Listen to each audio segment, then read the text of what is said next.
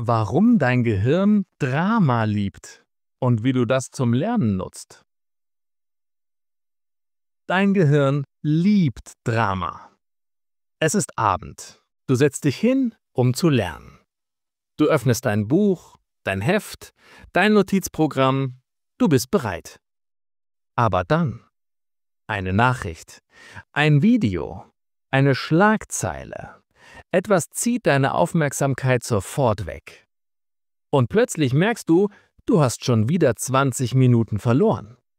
Viele Menschen denken, das sei ein Zeichen von Faulheit oder Disziplinlosigkeit. Aber das stimmt nicht. Das ist Biologie. Dein Gehirn liebt Drama. Es liebt Bewegung, Spannung, Emotion. Es ist gebaut, um Gefahr, Konflikt und Veränderung wahrzunehmen, weil genau das früher über Leben und Tod entschied. Heute bedeutet das, wenn du lernst und plötzlich ein dramatisches Geräusch, ein rotes Symbol oder ein aufregendes Video siehst, schreit dein Gehirn: Achtung, das ist wichtig! Das Problem ist also nicht, dass du dich ablenken lässt. Das Problem ist, dass du versuchst, mit einem ruhigen Thema gegen einen instinktiven Mechanismus zu kämpfen. Aber hier kommt die gute Nachricht: Du kannst diesen Mechanismus nutzen. Wenn du lernst und Emotion und Spannung in dein Lernen einzubauen, verwandelt sich das Drama in Energie. Und genau das wirst du heute verstehen, warum dein Gehirn Drama liebt und wie du es dazu bringst, für dich zu arbeiten, statt gegen dich. Warum das Gehirn auf Drama reagiert. Unser Gehirn ist alt, viel älter als unsere moderne Welt, älter als Handys, Bücher oder Schulen. Es stammt aus einer Zeit, in der es nur 3 Aufgaben hatte: Überleben, schützen, reagieren. Damals war alles, was sich plötzlich bewegte, ein mögliches Drama. Ein Tier, ein Geräusch, ein Schatten. Und jedes Drama konnte bedeuten Gefahr oder Rettung. Deshalb lernte das Gehirn, sofort aufmerksam zu sein, sobald etwas emotional oder ungewohnt passierte. Das ist bis heute so. Wenn du etwas siehst, das dich aufregt, erstaunt, wütend oder neugierig macht, öffnet dein Gehirn alle Sinne. Es sagt: Das ist wichtig, das könnte mein Leben verändern. Deshalb erinnerst du dich nicht an die 100 normalen Tage, aber du erinnerst dich an den einen, an dem etwas passiert ist. Ein Streit, ein Erfolg, ein Fehler, ein Kuss. Das Gehirn liebt Intensität. Es braucht sie, um wach zu bleiben. Und das gilt auch für das Lernen. Wenn du lernst, aber nichts fühlst, dann schläft dein Gehirn langsam ein. Aber wenn du Spannung, Emotion, Überraschung hineinbringst, öffnet es sich. Dann werden Neuronen aktiv, Dopamin fließt und plötzlich wird Lernen leicht, flüssig, lebendig. Drama ist also kein Feind der Konzentration. Es ist ihr Treibstoff. Du musst nur lernen, das Drama zu steuern, statt dich von ihm steuern zu lassen. Dopamin und Fokus. In deinem Gehirn arbeitet ein kleiner, unsichtbarer Motor. Dopamin. Viele denken, Dopamin sei das Glückshormon. Aber das stimmt nicht ganz. Dopamin ist das Hormon der Erwartung. Nicht das Gefühl, etwas zu haben, sondern das Gefühl, kurz davor zu sein. Immer wenn du denkst, gleich passiert etwas Interessantes, steigt dein Dopaminspiegel. Dein Fokus schärft sich, deine Energie steigt. Das ist der Moment, in dem du am besten lernst. Und genau hier liegt das Geheimnis. Wenn du Lernen zu einer Serie kleiner Minidramen machst, mit Spannung, Neugier, kleinen Erfolgen, dann bleibst du im Fokus. Das Gehirn liebt Fragen wie: Schaffe ich das? Was passiert als nächstes? Kann ich das Wort richtig sagen? Jede kleine Unsicherheit, jede Mini-Herausforderung aktiviert den Lernmotor. Aber wenn du dich langweilst, fällt der Dopaminspiegel. Dann sucht dein Gehirn woanders nach Reiz. Auf dem Handy, in Nachrichten, in Chaos. Darum mach aus deinem Lernen kleine Spiele. Ziele, die erreichbar, aber nicht zu leicht sind. Nach jedem Erfolg ein kurzer Moment Freude. Das reicht, um den Kreislauf am Laufen zu halten. Dopamin ist kein Zufall. Es ist dein innerer Lehrer. Und wenn du ihn richtig fütterst, mit Spannung, Neugier, Gefühl, lernst du schneller, tiefer, freier. Lernen mit Emotion. Dein Gehirn ist kein Computer. Es speichert nicht alles, was du eingibst. Es wählt aus. Und zwar nach einem einfachen Prinzip. Was du fühlst, bleibt. Was dich kalt lässt, verschwindet. Du erinnerst dich nicht an jede Vokabel, die du gelesen hast. Aber du erinnerst dich an den Satz, bei dem du lachen musstest. Du vergisst viele Grammatikübungen, aber nie den Moment, in dem du dich getraut hast, laut zu sprechen. Auch wenn du dich zuerst geschämt hast. Emotion ist der Klebstoff des Gedächtnisses. Wenn du etwas mit Gefühl verbindest, verknüpfen sich im Gehirn zwei Welten: Denken und Erleben. Und das ist der Punkt, an dem Lernen stark wird. Darum ist es so wichtig, beim Lernen nicht neutral zu bleiben. Lach, wenn du einen Fehler machst. Sei neugierig, wenn du ein neues Wort entdeckst. Mach kleine Geschichten aus jedem Satz. Statt ich lerne die Präposition, sag ich erlebe, wie Wörter Beziehung schaffen. Statt ich übe den Dativ, denk ich schenke dem Dativ Bedeutung. Sprache lebt von Emotionen. Wenn du sie trocken lernst, stirbt sie im Kopf. Wenn du sie fühlst, wächst sie im Herzen. Lernen mit Emotion heißt nicht Information speichern, sondern Bedeutung schaffen. Und Bedeutung bleibt. Für immer. Drama positiv nutzen. Wenn dein Gehirn Drama liebt, dann gib ihm welches. Aber gutes Drama. Nicht das Drama von Ablenkung, Stress oder Chaos, sondern das Drama von Spannung, Neugier, Herausforderung. Unser Gehirn reagiert stark auf Kontraste. Wenn etwas zu einfach ist, schaltet es ab. Wenn etwas zu schwer ist, blockiert es. Aber zwischen diesen beiden Polen gibt es einen magischen Punkt: Spannung ohne Angst. Das ist der Moment, in dem du dich lebendig fühlst. Dein Herz schlägt etwas schneller, deine Aufmerksamkeit wird klar. Du bist ganz da. Das ist der Zustand, in dem Lernen passiert. Mach aus deinem Lernen kleine Geschichten. Wenn du ein neues Thema beginnst, stell die Fragen wie: Was passiert, wenn ich das falsch sage? Wie könnte ich das im echten Leben brauchen? Kann ich mich trauen, das laut zu sagen? Das sind kleine Dramen. Sicher, kontrolliert, positiv. Wenn du dir selbst Minispannungen gibst, gibst du deinem Gehirn Grund, wach zu bleiben. So wird Lernen nicht langweilig, sondern lebendig. Schaffe also Momente, die dich emotional fordern. Nicht um dich zu stressen, sondern um dich zu aktivieren. Denn dein Gehirn will Geschichten, keine Tabellen. Es will Abenteuer, keine Wiederholungen. Und wenn du das Drama in dein Lernen bringst, wird jede Lektion zu einer Szene. Und jede Szene bleibt im Gedächtnis.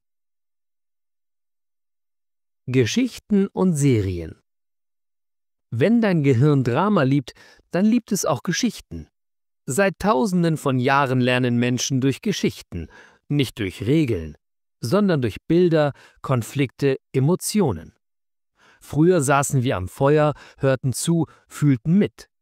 Heute tun wir dasselbe, nur mit Serien, Filmen, Podcasts.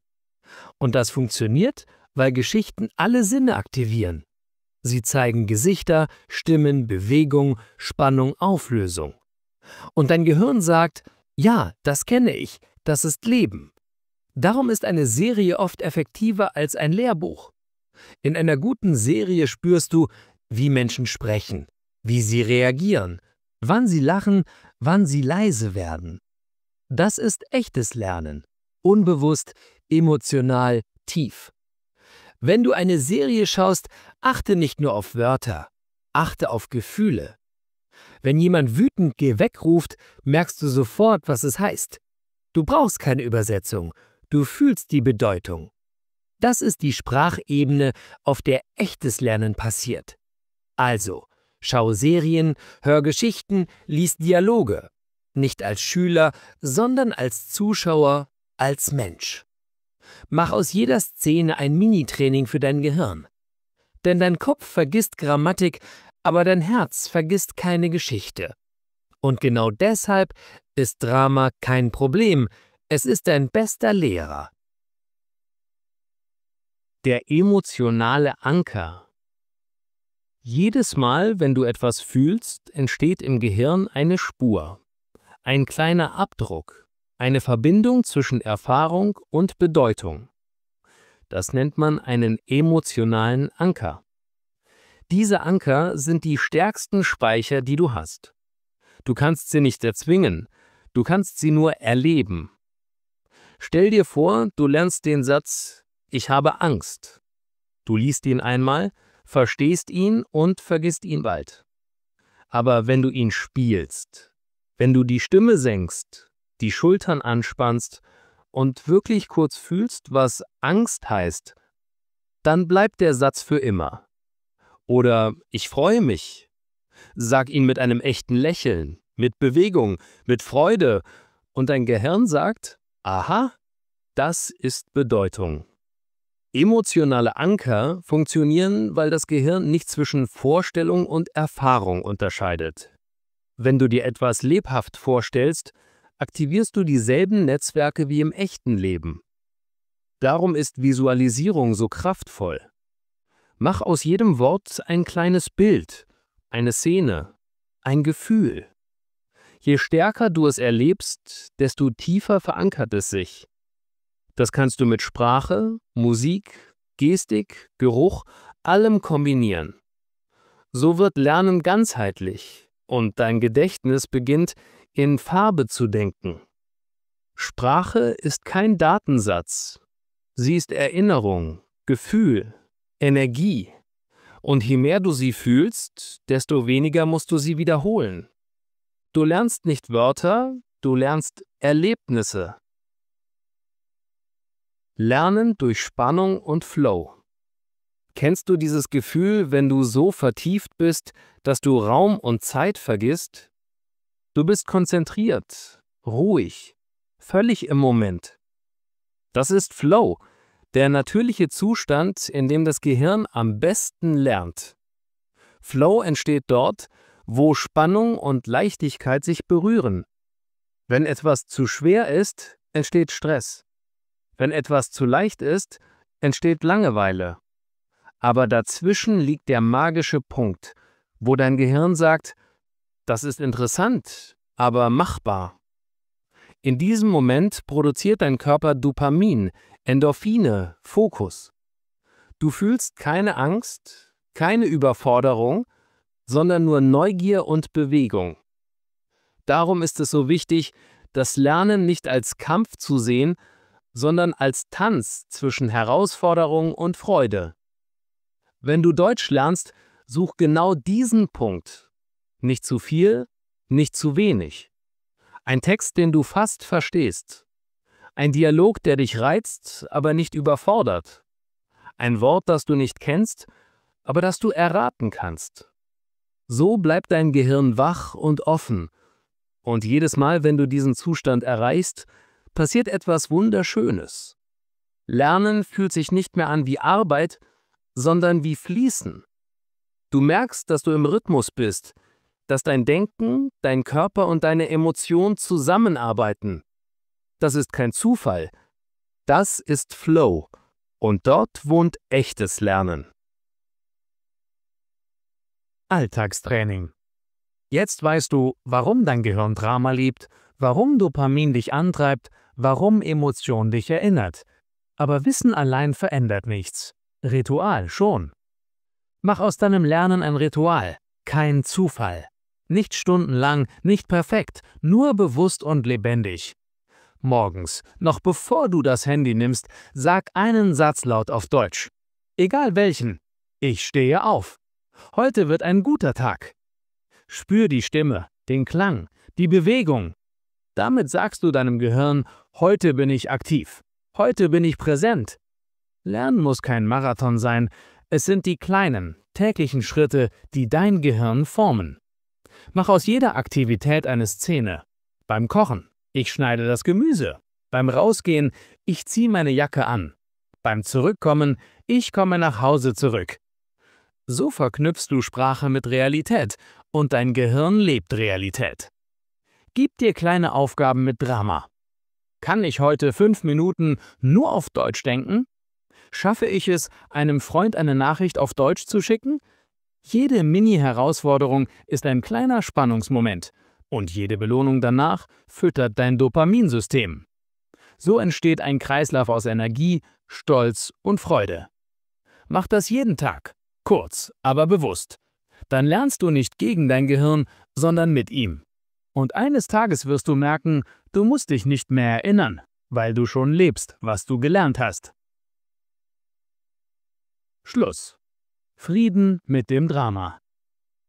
Am Ende geht es nicht darum, dein Gehirn zu besiegen. Es geht darum, es zu verstehen.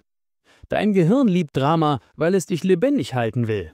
Es sucht Bewegung, Spannung, Emotion, nicht um dich zu zerstören, sondern um dich zu wecken. Jahrtausende lang hat dieser Mechanismus uns vor Gefahren geschützt. Heute kann er dich zu neuem Leben führen, wenn du ihn bewusst nutzt. Lernen ist keine Strafe. Es ist ein Abenteuer. Ein Weg, dein Gehirn zu tanzen bringen, statt es zu bekämpfen. Wenn du lernst mit Emotion, mit Musik, mit Geschichten, mit Neugier, dann arbeitest du nicht gegen deine Natur, sondern mit ihr. Und plötzlich wird alles leicht. Du beginnst in Bewegung zu denken. Du fühlst, wie Wörter lebendig werden, wie Grammatik Sinn bekommt, wie Wissen zu Energie wird. Drama ist nicht dein Feind, es ist dein Feuer. Aber du entscheidest, ob es dich verbrennt oder wärmt. Lass es brennen, aber in die richtige Richtung. Lass es dein Lernen antreiben, nicht deinen Stress. Denn am Ende geht es um Frieden. Den Frieden zwischen Kopf und Herz, zwischen Kontrolle und Instinkt, zwischen Denken und Fühlen. Wenn du das verstanden hast, lernst du nicht mehr gegen dich selbst, sondern mit dir. Und das ist wahre Intelligenz.